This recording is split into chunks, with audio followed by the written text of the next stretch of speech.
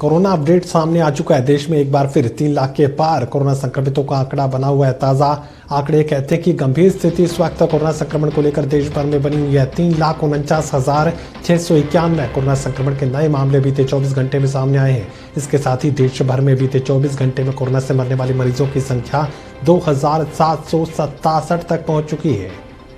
बीते 24 घंटे में 3,49,691 कोरोना संक्रमण के नए मामले आए सामने। बीते 24 घंटे में 2,767 लोगों की कोरोना संक्रमण से मौत। देश में बीते 24 घंटे में 2,17,113 लोग संक्रमण से ठीक भी हुए हैं। एक्टिव केसेस की संख्या का जिक्र करें तो देश भर में 26,83,751 एक्टिव केस। देश में कोरोना के एक्टिव केस 26,82,751। और इसी खबर पर मेरे सहयोगी ललित नारायण कांडपाल हमारे साथ बने हुए हैं। ललित, लगातार कोरोना संक्रमण के आंकड़ों में बेतहाशा बढ़ोतरी यहां पर देखने को मिल रही है। एक बार फिर 3,49,691 कोरोना संक्रमण के नए मामले और मरने वालों की संख्या 2,767। बिल्कुल आपने सही कहा महेश। इस से हम देख रहे हैं लगातार कोरोना के मामले बढ़ते चले जा रहे हैं और लगातार जो आंकड़ा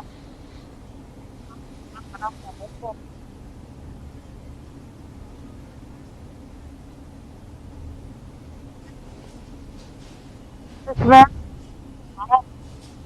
राज्यों की जो है देश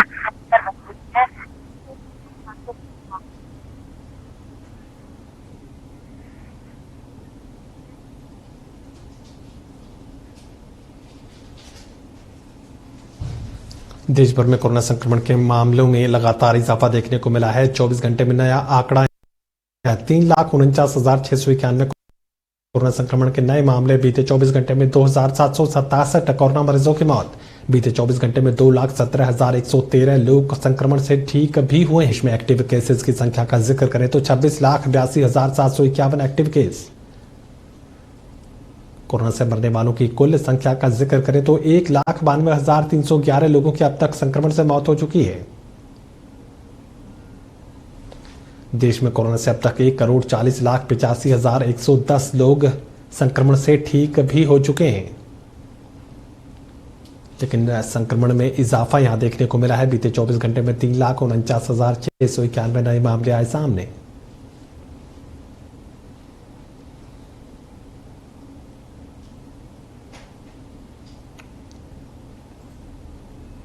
चौबीस घंटे में 2,767 लोगों की संक्रमण से मौत भी हुई है। मरने वालों के आंकड़े लगातार बढ़ते नजर आ रहे हैं। संक्रमण बढ़ने के साथ ही मरने वालों की संख्या में भी जबरदस्त बढ़ोतरी देखने को मिल रही है। देश में अब तक 14,09,16,417 लोगों को टीका भी लगाया जा चुका है। 14,09,16,417 लोगों को अब तक कोरोना का टीका लगाया जा चुका है।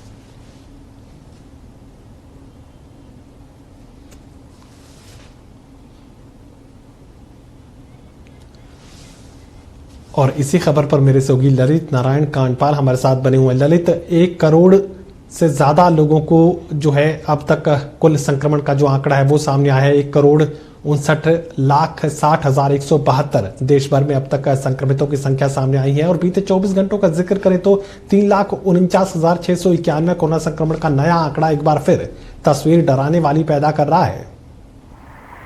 बिल्कुल आपने सही कहा महेश, ये डराने वाला आंकड़ा है। और जिस तरीके से अब कई राज्यों ने 2-2 लाख तक की टेस्टिंग शुरू कर दी है, उसके बाद ये समझ में आ रहा है कि ये मामले अभी फिलहाल कम होने वाले नहीं हैं। और हम देख रहे हैं कि पहले हमने 1 लाख को पार किया, फिर 2 लाख को पार किया, अब 3 लाख को पार कर रहे हैं। और इसके अतिरिक्त अगर देखा जाए तो अब हम 4 लाख के पास तकरीबन पहुंचने वाले हैं। लेकिन कुल मिलाकर अगर देखा जाए, ये संक्रमण की जो दर है ये 12 राज्यों में बनी हुई है। और 12 राज्यों में ही हमने देखा है कि वहां पर सबसे ज्यादा मामले निकलकर सामने आ रहे हैं। इन 12 राज्यों में भी महेश केवल शहरी इलाके जो हैं वहां पर सबसे ज्यादा संक्रमण है। तो सरकार को एक बड़ी योजना बनानी पड़ेगी इस कोरोना को इस बार चेज करने के लिए। दरअसल समस्या इस वक्त ये हो रही है कि इस वक्त हम पूरा फोकस कोरोना को चेज करने पर नहीं बल्कि कोरोना के प्रभाव को कम करने पर लगाए हुए हैं। हमारे पास ऑक्सीजन नहीं है, बेड्स नहीं है, उन संसाधनों को जुटाने में लगे हुए हैं। दरअसल अगर थोड़ा सा इंतजाम पहले हुआ होता तो निश्चित तौर पर आज हम कोरोना को चेस कर पाते और इतनी बड़ी जो एक तरह से मरीजों की संख्या है वो शायद नहीं आ पाती। जी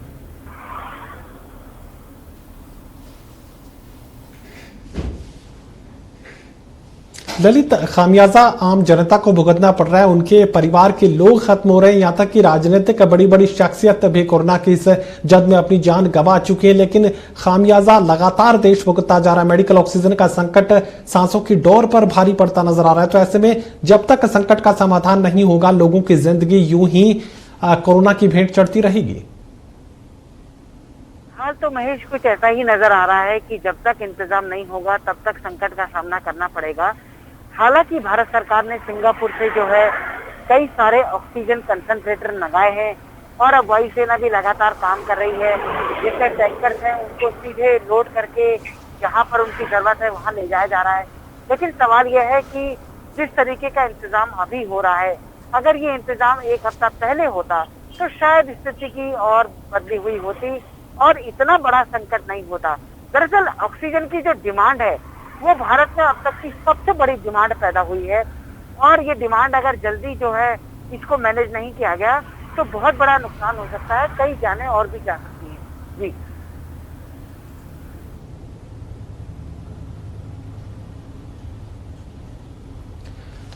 एक बार फिर प्रधानमंत्री नरेंद्र मोदी आज मन की बात करने वाले हैं देश के लोगों से। तो क्या ये उम्मीद की जा सकती है कि मन की बात के जरिए भी कोरोना के इस कहर से किसी तरह की संघर्ष की रणनीति, किस तरह की तैयारियों को लेकर जानकारी आज प्रधानमंत्री नरेंद्र मोदी देश को दे सकते हैं? देखिए महेश, हमेशा प्रधानमंत्री नरेंद्र मोदी का फोकस रहा है कि वो अपने कार्यक्रम के जरिए लोगों को मोटिवेट करें और लोग अलग तरह का जो काम कर रहे हैं, अगर वो कोरोना संकट है तो उस दौरान जो मरीजों की सेवा कर रहे हैं, जो तीमारदारों की सेवा कर रहे हैं, जो एम्बुलेंस कर्मियों की सेवा कर रहे हैं, उन लोगों के एग्जाम्पल वो हमेशा ही सामने लेकर आए हैं ताकि देश के अंदर एक सकारात्मक माहौल पैदा हो।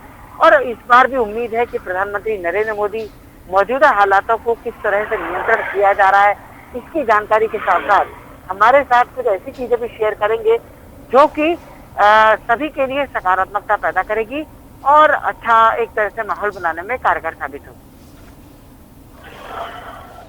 चलिए ललित, इस पूरी जानकारी के लिए आपका शुक्रिया मेरे सहयोगी ललित ये जानकारी दे रहे हैं कि लगातार कोशिशें आगे बढ़ाई जा रही है। कोशिशें कब तक कामयाब होती नजर आएंगी, कब तक उनके परिणाम देखने को मिलेंगे, पूरे देश को इसका इंतजार